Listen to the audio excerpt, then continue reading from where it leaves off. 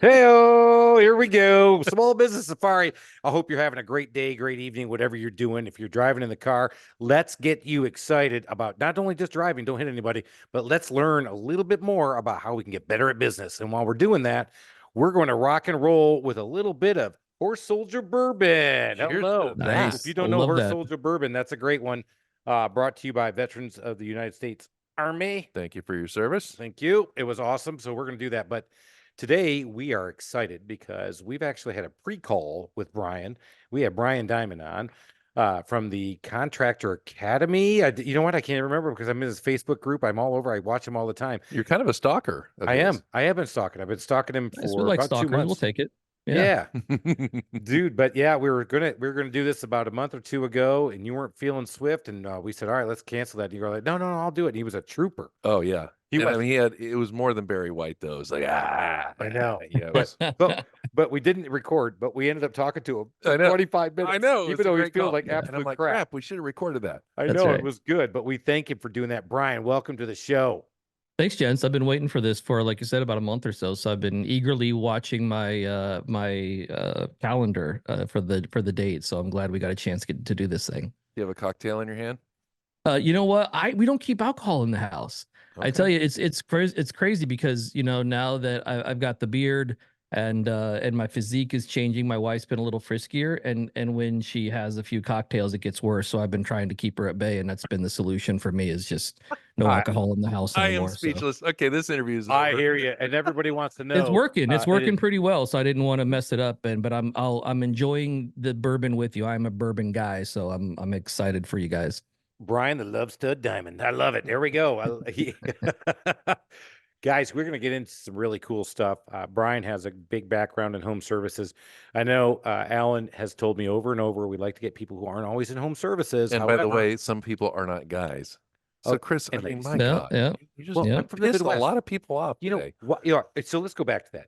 How did y'all become acceptable? Because it isn't guys. Yeah, but I'm from the Midwest, and then we say you guys, we say pop. You do say pop. I do. What do they say in Nebraska? Pop or soda? I think it's pop. Yeah. Grab your soda. I guess what is it in the South? What's the South thing? Is it pop in the South? No, soda. It's a Coke. It's a Coke. Or it's a Coke. You just say Coke. Coke. It's a Coke. Yep. Yeah. I definitely don't like going down. I'm a Pepsi guy, so I definitely know when I'm down with this. So in the airports it's a bad thing. You can't ask for that in Atlanta. I was going to say when you're in town, look us up, but that's funny. Yeah, I actually watched somebody in a diner when I first went down here to Atlanta say, "Can I get a Pepsi?" And the lady said, "You can leave," and grabbed his menu. And she walked away, and it was hilarious. And at first, I didn't think she was kidding. I mean, it was like serious. And we were watching it from this other table, and she walked all the way down, and she goes, "I'm just messing with you." But if we could figure out how to capture market share and brand loyalty like that, then we'd all be in a whole different stratosphere of business. That's for sure. That's awesome. All right, Bryan, I want to go all the way back. How did you get into the home services business? Did you have it in high school? You're like, dude, I'm just going to do that. And that's where I'm going. No, my folks were in the industry on and off. My dad was kind of in sales and operations for different companies. My mom had done bookkeeping for a home improvement company. They were divorced when I was younger, but they independently kind of stood up their own little shops. They did well for a while, and then they didn't do so well for a while. So I got to see kind of both sides of what that looked like. I went to college to be an elementary school teacher. And my dad introduced me to a guy during one of my summer sessions that was standing up a company. And he said, I'm just looking to get some leads. So here's the phone book, here's the cell phone. Just start dialing away at A and see what we can drudge up. And by the end of that summer, I had a 12-person, 12-seat predictive dial call center stood up for him. And then I threw him the deuces and said, I'm going back to school. So in today's dollars, I guess what would have been about a $70,000 salary. Is that what throw up the deuces is? I know what that is. I just was throwing up the deuces on YouTube. Threw the deuces, man, and the deuces. And so, I'm out of here. See ya. You're so I'm much out of here. I'm me. going back to school. And he threw me what today would be about a $70,000 salary and asked me to stick around, which I did. And then eventually moved into different, avenues of that, sales mostly. And that's where I kind of kicked off my career is going, sitting at the table doing the thing. No, always in Nebraska? Yep. Mm-hmm. So, hey, by the way, before we get into business, when is Nebraska football going to get back to its position of glory? I mean, come on. Listen, I'm just glad that there are guys like myself that are still around that can tell the youth what it used to be like. Like Tom Osborne days. I mean, now you've got big volleyball games at the field. That's the new thing, right? Not gonna lie, I was just about to bring that up. As soon as they get good, like the volleyball team, I actually watched one of their volleyball matches. Did you see the one in the stadium? Yeah, that was 90,000 awesome. people. I know, and it was a knockdown, drag out, close fight too. That it was is a great so game. cool for those players. Yeah, and so yeah, you do that. You get guys like myself, with our beards and our beers, and we're rooting for the girls out there. I was gonna say slamming balls around, but I don't know if we might have to post edit that. But I think you get the idea. I got the idea, and we're gonna keep that one in because I like it. Huh? Right. Masochistic old men looking at volleyball shirts. All right, maybe one day, hopefully. But in the meantime, yeah, we've got the girls, so it still works out. All right, so the lure of sales got you into it. What were you selling right off the bat? It was the window company. Yeah, so it was Champion Windows. All right, yeah, is where I started. Yeah, and then my dad had introduced me to another buddy of his that had a little rig that he was starting up. And then he ended up deciding not to get that thing fired up and went over to a company called American Exteriors out of Denver. So I started in a sales position with them, and I think at that time they were maybe $3 million. They had some offices in the mountain area and then West Coast, and eventually became a sales manager and helped them scale up and open other offices. So that's where I really kind of cut my chops on the business side of it, so to speak. So mostly on the sales side. Now, did you ever venture out on your own and do your own gig?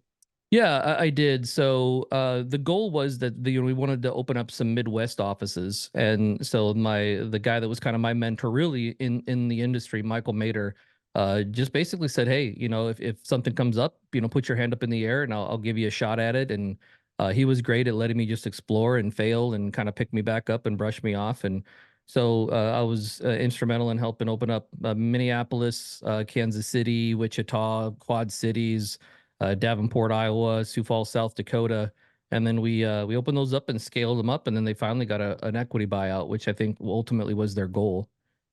So the nice thing about it is through that process, I think the Omaha office when I became sales manager was maybe $3 million, got them up to 11 million in a couple years, and then those offices scaled up to probably $30 million altogether.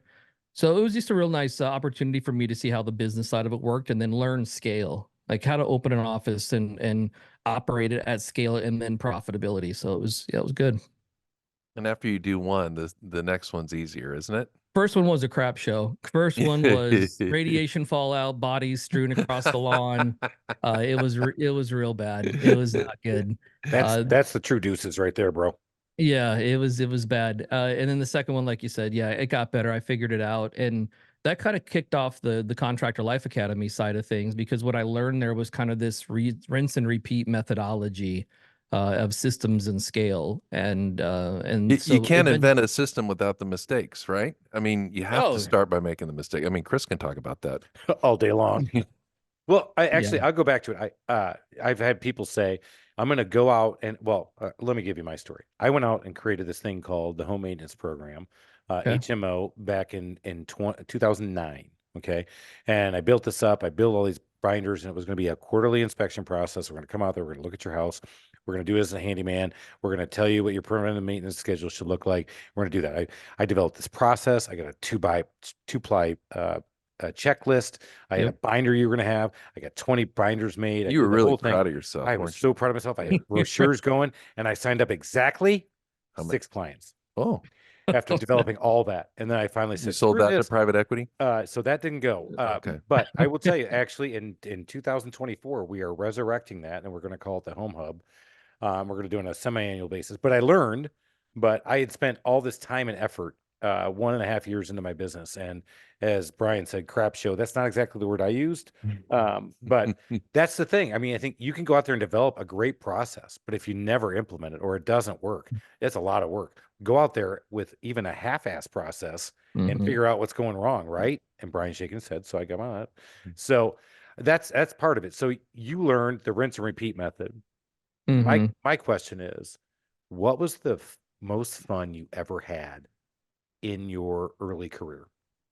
Oh gosh, the most fun I ever had in my early, I will tell you it was when we were building out the Omaha office on the sales side. I'd been promoted to the sales manager position, and they really let us work with a great deal of autonomy, right? Build your machine, get your people, do your thing. And so I had free reign, and just building like an amazing crew of guys that are dedicated to just winning and the mission and team and going out and man, just getting the deer and dragging it back. I still love the sales part of it. You know what I mean? I get fired up of just the win. So every time the phone that rings, you know you did that. Oh man, the team, the team and the camaraderie. I just don't think, and it's like all of us, man. We talk about the old glory days back at the high school football team and the championship game, and that was it for us, right? Being able to scale that up, and the group of guys that I was doing it with was pretty amazing. I still miss those days for sure. You can tell, man, the way he talked about that, and we all have those. It brought back memories, right? Yeah. Didn't it? Yeah. Okay. Oh yeah. So I think that's a key one to talk about, because you talked about sales guys and team. In my experience, it's sales guys and sales guys, and we call them It's hard to build that team out of a bunch of individuals, right? So how did you develop that winning culture and that winning team where they came in and they'd be high-fiving each other going, hey, dude, I just sold 25,000. Bam, you know what? I just sold 30. Take that. Wham. And so they're trying to one up each other. How did you build that team? I think it starts with the individual, right? It starts with the leader, and being able to exemplify and to show what that kind of culture and that looks like. So for me, it was always just a level of encouragement and connecting with guys at a personal level and letting them know that we're not here just to win and hit KPIs and metrics. Like, we're here to operate as a family. We're here to support each other, look out for each other. We got each other's backs, and then continue to execute on that and make it real. I think sometimes we talk about it a lot. It looks really good up on a board on some laminate or something we staple somewhere. But the reality is we have to, as leaders, be willing to live it out and be intentional behind it. I was talking to a client of mine about core values, just kind of getting those stood up. And when he laid them out for me, I said, here's my observation. I don't think these core values connect with you at all. I think they sound good. They're fancy. They're going to look good up on a wall, but I don't know that you can actually live them out and execute them and be real about it. And the reason is, like, I've done that. I've made the mistake. And what I found is I can't hold the team accountable to something I'm not willing to execute and stand behind myself.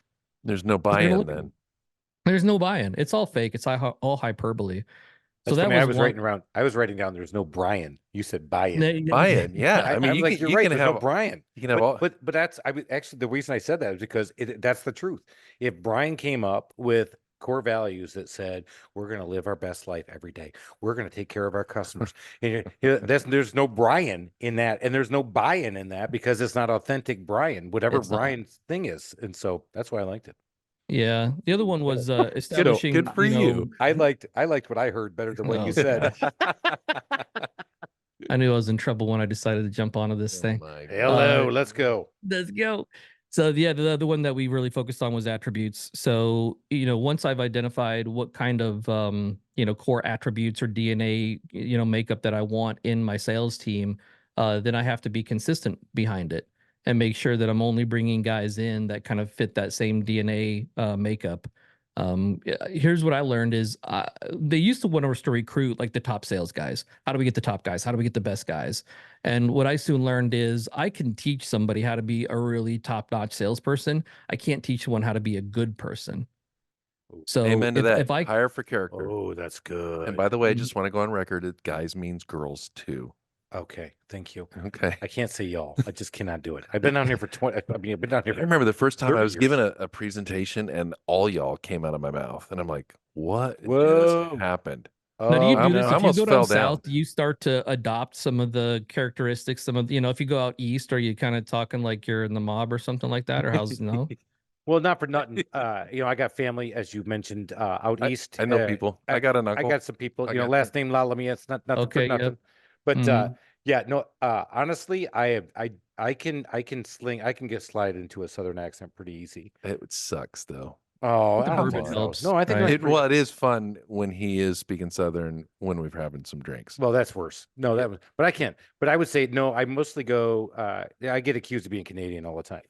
Yeah, because I came from Michigan, so I can yay anybody to death if I had to. And so when I went back to Michigan over the holidays, over Christmas, and went out with my buddies, I mean, by the time we were done, we were out and about. We were talking about that. Yeah, sorry, all the whole thing. So, and then the Michigan accent with the A's, apple. I don't think, in Atlanta you don't pick up the accent, but there's a couple of things you pick up. I mean, when you go into a first time meeting in business, you do spend time talking about the family. Which is there's that, and there are very colorful phrases that don't require an accent, but you just sort of incorporate those into your vocabulary.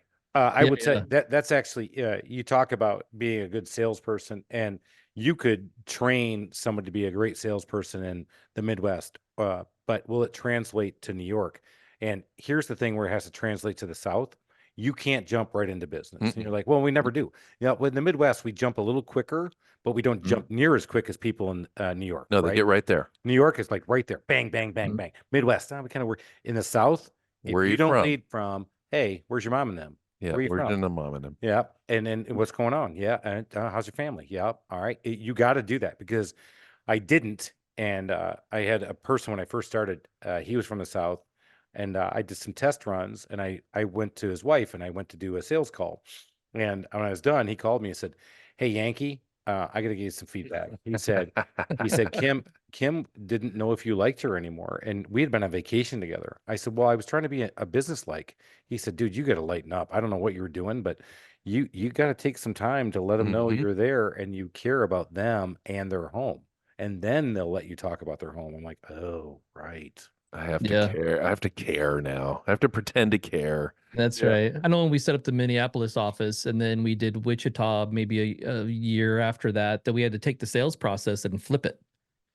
Because when we would come in, the Minneapolis people were like, what do you got? Let's get to it. Let's make it happen. We were kind of in the inner city there. And then when we went down to Wichita, we had to actually, like you said, spend a lot. We were on the porch having tea, for 30 minutes before we even had a chance to even talk about anything like business that related. Kind of sale. Yeah, but if you try to do the tea in Minnesota, they're kicking you right out. You're toast. You're done. It was over. They're right. I think isn't totally. that's the interesting thing. I mean, it's good to have a sales process, but you got to train those guys to be able to act and react, right? And that's when you talked about DNA, I think that's one of the things that hit me in my head when you were saying that, is that they got to be able to act and react and get in the moment and then follow the sales process. But just trying to follow it and not be authentic is a killer. Yeah, that's why I never liked scripted sales processes. That was one of the things at the company that I was working at when they had that private equity buyout. They brought in a sales guy, a trainer, and it was a very script-driven kind of process. And I said, "Look, you guys are going to be out of business in 18 months. Like if we keep going down this road." See, Chris and I argue about this all the time, but I do believe Chris is a very process guy, and I think process is a substitute for common sense. And the truth is probably there in the middle. I mean, and if you don't have the best people, then they need the process. Yes, that's a great point. And so here's what we learned: is the thing we learned about the process driven script thing is that you could basically take anybody as long as they can just read and repeat. Then you're going to have a pretty predictable outcome. What we found on the flip side of that is we're not sitting in front of the same people every day. Like we're sitting in front of individuals, and so somebody has to be able, like you were saying earlier, is kind of take these steps and consider them individual blocks that can be rearranged. And so they have to be trained to be really thoughtful and present in the conversation.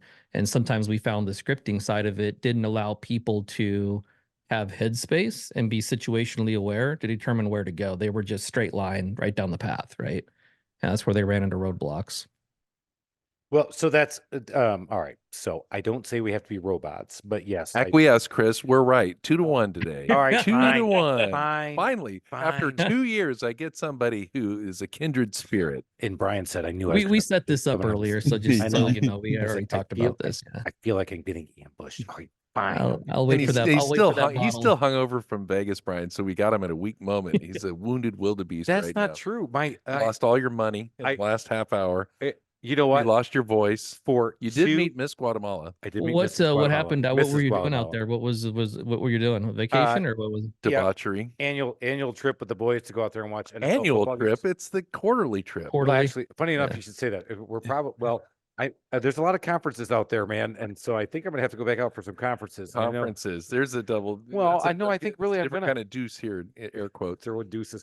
No, this one was pure on entertainment, and I was Nice. telling Alan I went out there and I lost my voice, and he's like, "Dude, you were screaming way too." I said, "No, I don't. What happened? I just lost it." And he goes, "Well, what were you doing?" I said, "I was in total panic mode because if I don't have my voice, I just realized something about myself. I don't want to live." I said, "I can't communicate with anybody. I couldn't talk to anybody." I was like, "Oh my God." I said, "The whole reason I have a podcast is so I can just talk more." And I was like, "I lost my voice." But for the record, up until 11:15 on Sunday night, I was up $1,500. Nice. And Then for then, the and then right, let's talk about and then, that, right? I got on the airplane the next morning, down 1,000. Are you a Oh, craps guy? What's your game? That was blackjack, and it was one of those perfect storms where you got the split. I had eights. Dealer Mhm. showed Mhm. And then the dealer split showed again. 6. I get another 8. Yep. Split again. Get a 2. Double Double down. down. Get a 3. Double again. Yeah. Play out the other 8s. I have $900 sitting on the table. She pulls 20. I'm out. I swear those shoes are rigged. I swear it. That's yeah. Oh, I hate that. Was, And so you were going nuts when I- you had all You that feel out like there. less of a man if you don't split the 8s and then hit the doubles. You You had feel to. there's something In in fact- your soul that just says, I'm weak you- and I shouldn't be here, you know? So thank you. Right. If I've got one thing, I got some big balls and I'm a risk taker. Right. I walked right. away going, that's not exactly how I walked away, Brian. Actually, what I did with the next is I took my stack and I just went, all right, I'm all in. Boom. I'm out. And I just walked away. I hadn't seen my buddies. You made in a an year. angry follow-up bet. I did. That's Angry it. follow-up bet, which this is why I went down all the way. Yeah. And Just so the- I just threw it all in. Angry follow-up bet. I'm playing with my buddies at the table. It's 11:15. We're all getting ready to go to bed anyway because we're all going to the airplane, and they all flew in from all over the U.S. I don't see them but once a year, and all they heard was "F you," wham, and I walked out. I just walked back to my room. So the next morning we got the text message. They're like, "Chris, are you still alive?" And I wrote back, "Not really." And you know when you're like emptying out your pockets at the end of the night and you're just hoping there's like $100, $500 chip in there. You're hoping and there's it's just lint. yeah, You and get- there's you got nothing. lint. You got It was a gum wrapper receipt. and a bad bet. Oh, On a bet, sports yep. bet and the sports bet that didn't pay off. I know I was. Did I you was- do any good prop bets? Did you? I get did. All right. Anything that hit? My best parlay. Are you ready? Mhm. All right. Yep. So I'm a diehard, long Lion. time suffering Lions fan, And you're having your moment in the sun. and I'm having my moment in the sun. And the Lions were laying 6, and the Pack was laying 6.5. I forget the number. So I did a parlay with the Pack and the Lions, and they both covered, and I scored it. Nice. And I was like, at that. hello, thank you, good night. And oh, by the way, you talked about blacking out when you're coughing before we started, I think before the podcast. Yeah. I jumped up in the middle of the game and I yelled so hard, I got a head rush and I had to sit back down really quick. I mean, so somebody says, hey man, you have to act like you've been there before. I'm like, bro, we haven't been there before. I'm telling you, man, 92 was a blur. I was gone. That's right. That was the year I left to move to Charlotte, and I played football, and I was up there defending the Lions' faith in a small school that I played at. And I moved to Charlotte, and nobody even knew who the Lions were. So I went to a bar, nobody even knew who they were, watching the game, and we lost. And I'm like, and then since then, we had never won again. See, I'm if I like- was there, I would have been like, let my guy have his moment. He's been waiting a long. Just let him have his moment. Brian's a good wingman. Let him take it, bro. He's Yeah. been waiting for this. I love it. Yeah, thanks. All right, Brian, let's get back into coaching. I know you set up a lot of sales. You did that, and then you said, hey, I'm going to hang out my own shingle. I'm going to start doing my coaching. What was that like? Was that and I want to talk about the on the business part, not necessarily what you do for people. Was this a forced thing? Was this I got let go? Was this a side hustle that just grew into something I just had to Yeah, it's not a good- ignore? How did you do that? That's a good question. So I ended up as I kind of saw the other company, having some challenges. I went and opened up my own company, and we did windows and siding, etc. And yeah, just started getting after it. Kind of scaled it up to around, I don't know, $5 million or so over 3 years. Got some cool little awards: Fred Case Remodeling Entrepreneur and Inc. Magazine and Big 50 awards and stuff. So that was cool. And then opened up a 1-day bath conversion company. And so that was a lot of fun and super profitable. I love bath conversions. It's a great business to be in. 1 day bath Yeah, conversion. 1-day bath conversions, acrylic systems, in and out, 70% gross profit all day. Love it. Wow. Hey, Yeah. Chris, there's another vertical. So not for nothing, Bryan and I are going to continue talking. I want to stay in his world, the Contractor Life Academy, and I'm doing the Facebook, and I love watching all this stuff. But I have seen that. I know people who have gotten in there. They had a window siding business, but they also have the 1-day bath conversion business.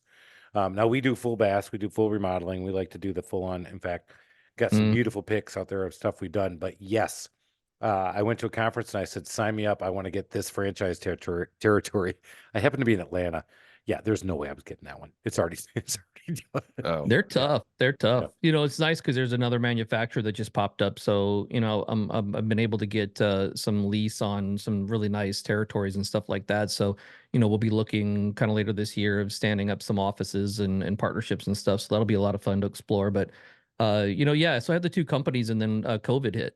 So at that point, I think coming off of maybe some of those little awards and little speaking gigs and stuff like that, people were reaching out for some help. And it was a lot. There's a lot of people that were really trying to figure out what's the move? What do I do next? So as that was happening, I realized that I needed to figure out how to do it at scale. So when somebody would ask a question, I just pop up a video and say, "Hey man, I'm going to send you a link. Check out the video." And interestingly enough, you kind of get the same questions over and over again. So as I directed people to the videos, one guy said, "Cool man, yeah, I'd love to check it out. How much is it?" I thought, I don't really charge them for that. Yeah, I'll let you know. So wait a minute. I got to ask the dumb question. You were being asked the same question so much you just videoed yourself answering it? Is that what you did? Yeah, literally. So people would call in, they'd say, "Hey man, I have a Okay. question. What do I do about this?" And I'd say, "You know what? I'm gonna get back to you."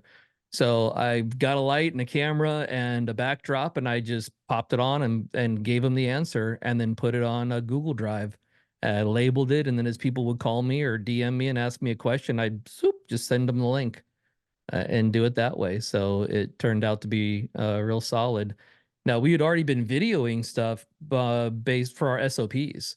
So I already kind of had this little platform and some other things that we were doing on that end. So I was already, a little experienced in how to set it up. So yeah, it was real easy. I So love that that. became an online academy. That became your online academy. But Mhm. were you thinking? I mean, so here's the thing, right? When you run your own business and you're in it, and COVID hits, which was a killer for at least a little bit. For me, it was 2 months, and then we jumped right back up in Party June. time after that. Oh, it was just 100%. I felt in fact, I even got up and gave a talk about we are all in the right business later in the fall, because here in Georgia, the Dirty South, we were open for business in June and we were back networking in the fall, while Yep. Michigan, my mother country, was still covering up shrubs because you couldn't plant them yet, because heaven forbid you plant a shrub in your own yard because you might get COVID from it. And they were running scared, and they wouldn't let us come up to Michigan. In fact, we chose for the first time in my entire life at that time, 50 years. It was the first time I had never had Christmas in Michigan. Mm. And Really?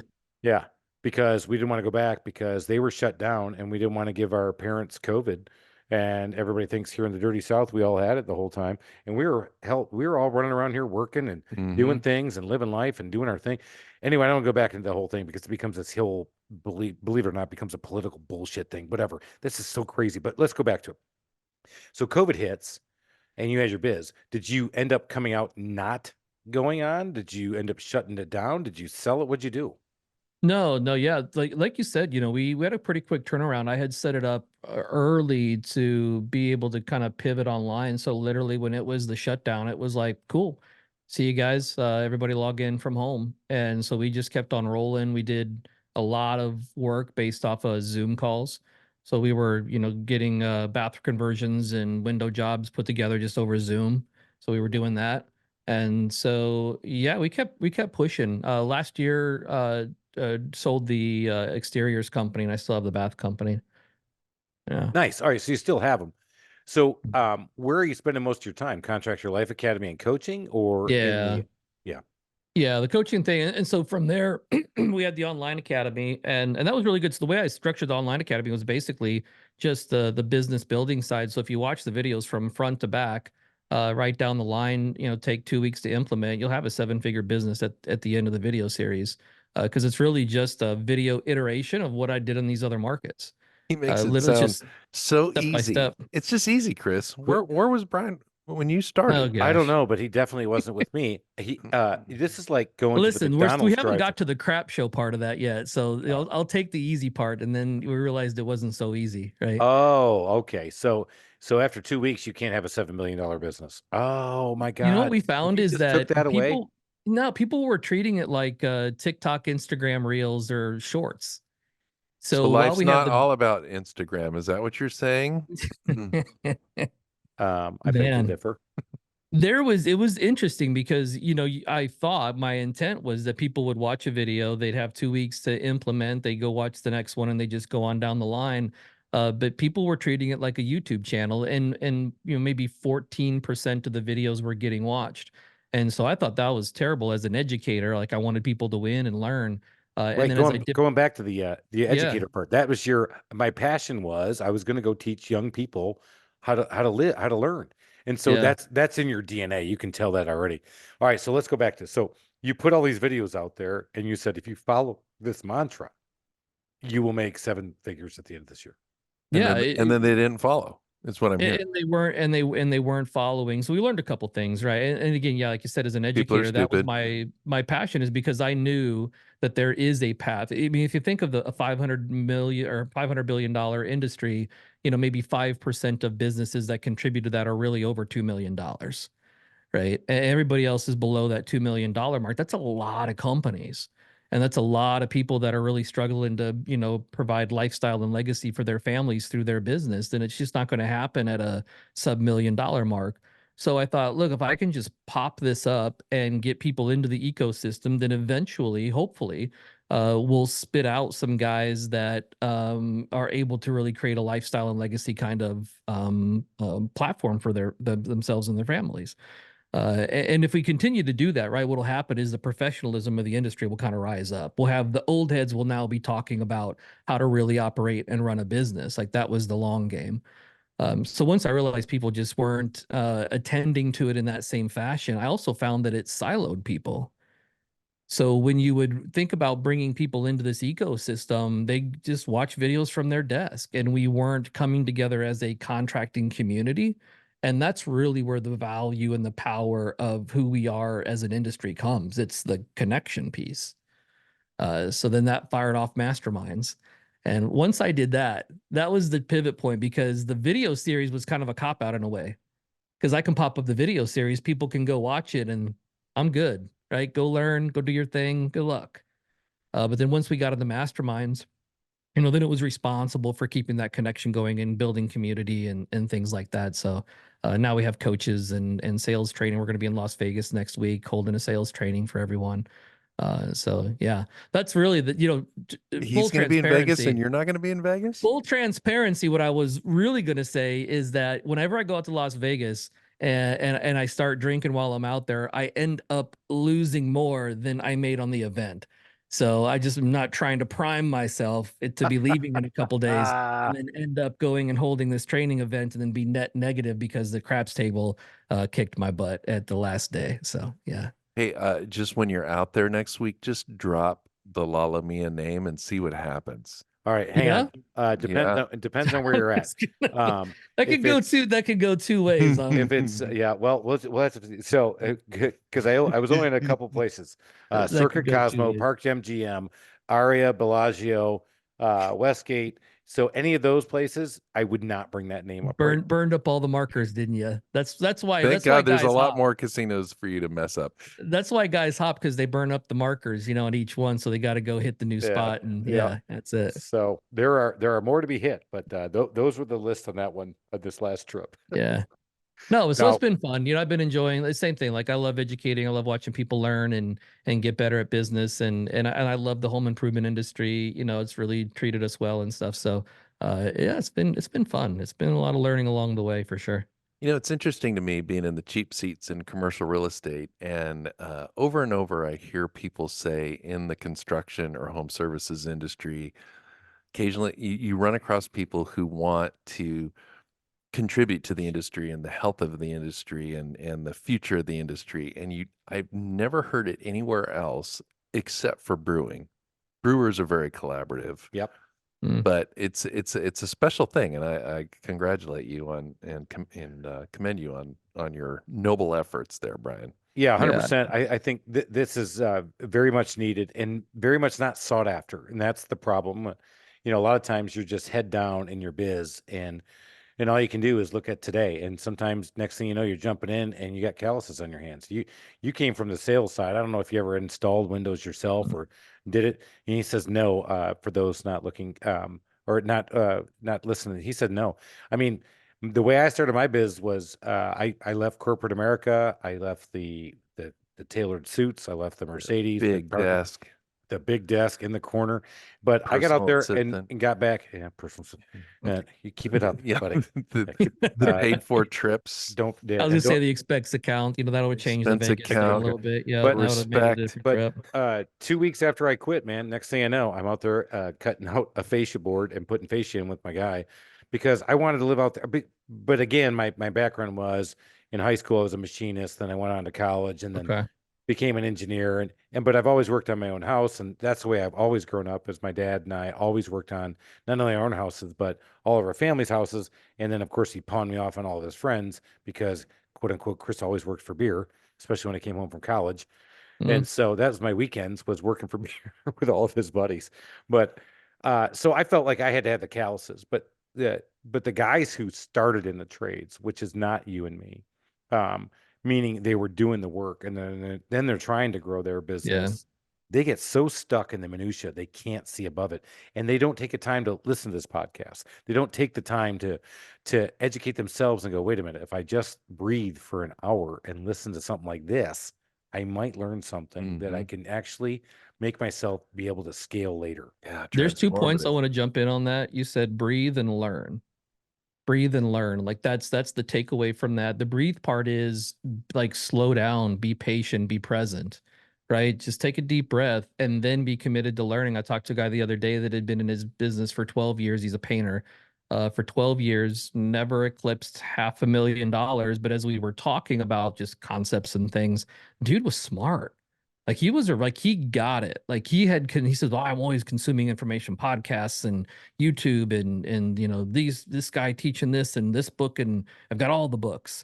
And I said, there's one common denominator here at the end of the day. Like of all this information that you've amassed, there's one common denominator over the past 12 years that hasn't moved you on to the next level. What do you think that is? And it was interesting because it was like an epiphany. He's like, oh man, it's me. And I said, man, if the time to just take that information in and then build a framework of what you just acquired knowledge wise and where that fits into the business and then what that turns into and how it's going to change the trajectory of it, bro, you'd be crushing right now because you probably have more information and knowledge than half the guys I work with or even talk to, probably even me. I think that's where we come down. We've talked about this in other podcasts as well, is that it's simple in principle. It is hard in execution. So you can listen to all that and back to your, I can listen to the first 10 seconds of your video like I would on TikTok and probably would if I listened to your videos. But if I give them 10 seconds, actually, when they opened up from 7 seconds on TikTok and to like a couple minutes, and I was following this one guy, and he took all of it. I was like, "Oh, I'm done with you.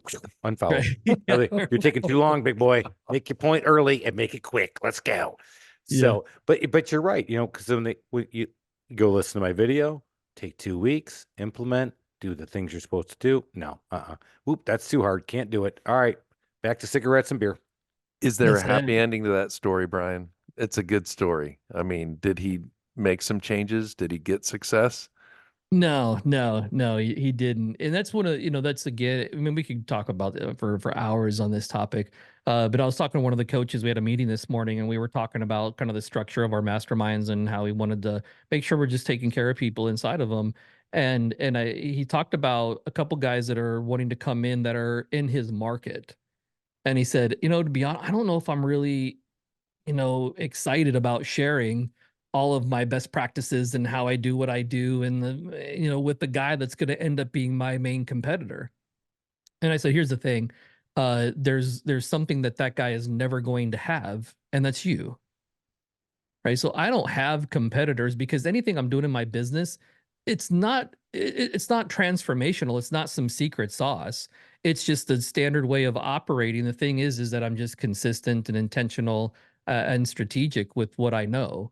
And so, like I told him, I would have no problem giving the whole thing away Chris does that. because Chris does that all the time. I got to give you props. Yeah. I bust your balls a lot. yeah, just give it today. away, man. But yeah, he gives it away. I do.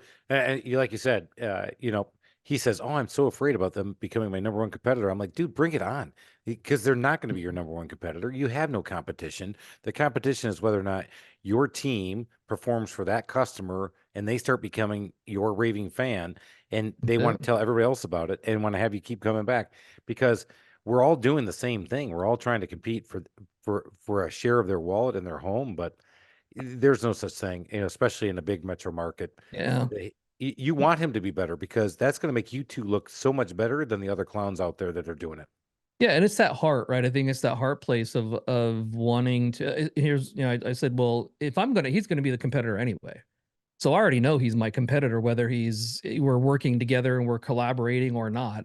So I would rather have a competitor that we have a relationship together, that we're both working towards best practices and serving our community, and we're doing it as a cohort. Yeah. And so now together we can level up our market. We can provide, great service to our customers. And if I get to be a part of helping them along, then man, I think that's pretty awesome. Yeah, I think so. And that's a hard thing to swallow because, again, if you play sports, you're supposed to beat down the competition, right? I got to score more points than you. I've got to have more checks than you. I've got to break more legs than you. Oops. I mean, go Lions. Yeah, right. Go That was old school, Lions. wasn't it, though? Didn't they used to get bonuses for knocking guys out and Yeah. breaking things and all kinds of stuff, right? Right. Headhunter Yeah. goals. I mean, allegedly. Yeah. So anyway, Sean Payton. yeah, right. Wow. When I say that, dude, when that came out in the late 2000s, I'm I like, couldn't believe it. dude, I thought that had gone away in the late 80s. Yeah. Because I had been part of that mentality at least. But, Yeah.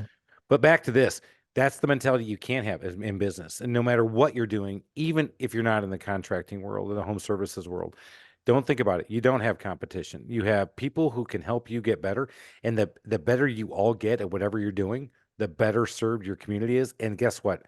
The other people start to fall away and your market share gets bigger and bigger and bigger. And so there's plenty for everybody to go around.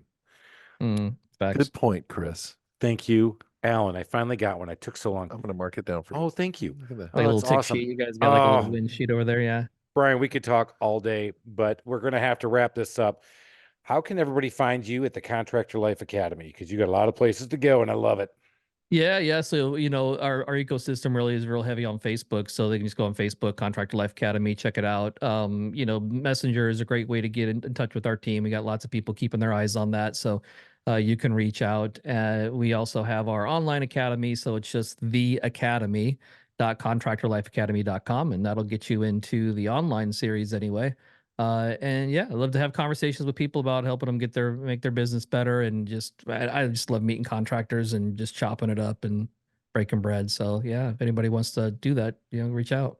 Well, check this out. I've been waiting to say it. I know 3 people who listen to the podcast who've actually joined, and you actually put out there, welcome our new members. Nice. And they had, Love it. because I had said that you were coming on, And I ended up talking to a couple people, and then he shared it with somebody else who also listens. So there are 3 of our podcast listeners on the Contractor Life Academy already. It's awesome. That is really cool. Sweet. It was I cool, love but I that, was man. waiting That's for Bryan awesome. to say that so I could prop him up and say, "Man, that's awesome." It is good stuff. Go check it out on Facebook. You can go out there and I would definitely say follow the Lions, Detroit Lions. That is, Yep. that's the NFL. Or you could follow Contractor Life Academy if you're in that world. You'll definitely pick up stuff. There's some people who contribute quite a bit. I try to contribute a little bit here and there, but there's always things that you can learn from that group. So that's been awesome. Bryan, we're going to ask our famous 4 questions. We got to ask you, what is a book you would recommend to our audience? Atomic Habits. It's the goal is great, but it's the small things that you have to be diligent, intentional about to get you to that goal. So right now, Atomic Habits is my favorite. All right. Tight. That was tight. All right. What's the favorite feature of your house? Favorite feature of my house is my bed. Can we tell? Is that furniture? Can I call that a feature of my house? Yeah, it's a feature. One thing somebody told me a long time ago is spend a lot of money on your bed and your shoes because that's where you spend most of your time. So yeah, super comfy, man. Love it. All right. What is it? I want to know. It's a Berkshire Hathaway something. I don't know. It was about a little over about 5 figures. But it's super comfortable. All I'll right. get you a link. I'll get you one. Maybe we'll do All like right. a little gift exchange later All this right. year. We'll do that. Or we're going to share each other's Berkshire Hathaway. I'm writing that down. But I've heard Sleep Number. I've heard actually Purple Bed was a new one I just heard about. Okay. So that was a good one. So there's all kinds of beds out there. And I love how mattress guys always advertise. It's always in your Sunday mail. Back when we got Sunday papers all the time, right? You're like, man, I get a mattress. Oh, look, there's a mattress sale. There's a sale. Oh yeah. Yeah. Oh, wow, it just happened to be this weekend. I can't believe Same thing it. with cars. Yeah. Oh, that's good. All right, Bryan, what is a customer service pet peeve of yours when you're out there and you're the customer? Lack of attention to fulfilling the order. I live in a small town and it doesn't matter what fast food restaurant you go to. I think right now I'm 0 for 7 for getting an accurate order. Even with AI at McDonald's? Even with AI at McDonald's, it just isn't happening. So I told my You wife, still if have we people ever get putting a the stuff in chance the to bag buy and they're- any of the fast food places here in town, we are doing it, and it will be transformational and we'll make a gazillion dollars. So. How about that? I think it's AI. Yeah, That is. we got- Although who doesn't miss this? Oh, welcome to the what would you like? That was my first job was McDonald's, $3.18 an hour. And I ended up going to McDonald's U. And I will say Oh, that lucky McDonald's man. U was singularly one of the most transformational leadership environments that I had ever been in. I take a lot of what I learned there and apply I it. have heard today. the same thing over and over. That is It's awesome. powerful, I have yeah. not. So is there something online you can go out there and just check out what that's all about? I don't think so. I was It's gotta actually be part talking to of my the wife team. about it and tried looking it up, and I had a hard time kind of tracking it down and stuff. But yeah, it was good, man. It's kind of up there with people who say the same thing about Disney. You know, what Really? you learn at Yeah. Disney. Yeah. Same thing at McDonald's. Awesome. Well, you Mhm. got to wait to the end. If you waited to the end, then you just got a nugget. Go out there and find McDonald's U. But that's good stuff. But gonna be hard to find. But Disney, McDonald's U, the Ritz-Carlton way, all that stuff, Mhm. all Yeah. good stuff about how to be better at process. All right, Bryan, give us a DIY nightmare story. I noticed how you slip process in there. It's not Oh about my gosh. DIY nightmare story. So bath conversion. My wife she's an acts of service kind of gal. And so regardless of whether I have people that I can hire to do the work or not, she wants me to put the tool belt on, which is another thing about the Hey whole kind now. of getting frisky stuff, right? It kind of gets her worked up. So We'll applaud that. I- yeah, I get the tool belt on, Hey, you got a and leak in your so pipe, I ma'am? start demoing the shower. Unfortunately, forgot to turn off what I thought was the water to that shower. Was incorrect. Started taking off the fitting. Boom, water flies everywhere. I go flying backward, trip, fall over, crash, bust the toilet into 1,000 pieces, and the toilet Yes. happened to be full and I had forgot to flush the toilet, and that turned into like a Rube Gold, what's it called, that Rube Goldberg Rube experience? Goldberg, yeah. Where did it Yeah, go? it's kind of a Rube Goldberg kind of thing that happened. So it was definitely some. I can't believe I just told that story. I I love think that my story. hopefully my credibility. I think my credibility shot at this point. I think No, I'm gonna no, have no, to work for you. absolutely not. You No, get- man, you you- got to I think be it's home. bathroom life for me from now on. You know, Dude, that was awesome. Contractor Life It was Academy. Go bad. check this out. Epic. DIY nightmare story, getting blown off the shower into the toilet, dropping the deuce. Because we started with It's dropping bad. deuces. The deuce goes everywhere. He's saying, deuces, we're out of here. We got to go. If you didn't learn something today, man, that's on you. You got to learn something every time you listen to this. Hopefully you had some fun with this, because Brian Diamond's the real deal. If you didn't know it, Yes, he Contractor Life is. Academy, we have loved this time together. We're going to do more, I'm sure of it, because we're going to stay in that ecosystem. He brought that up before. But you know what? Let's go out there. Let's make it a great day. Keep going up that mountain, and we're going to get to that mountaintop of success. We're out of here. We got to go. Thanks, Deuces. Thanks, Jess.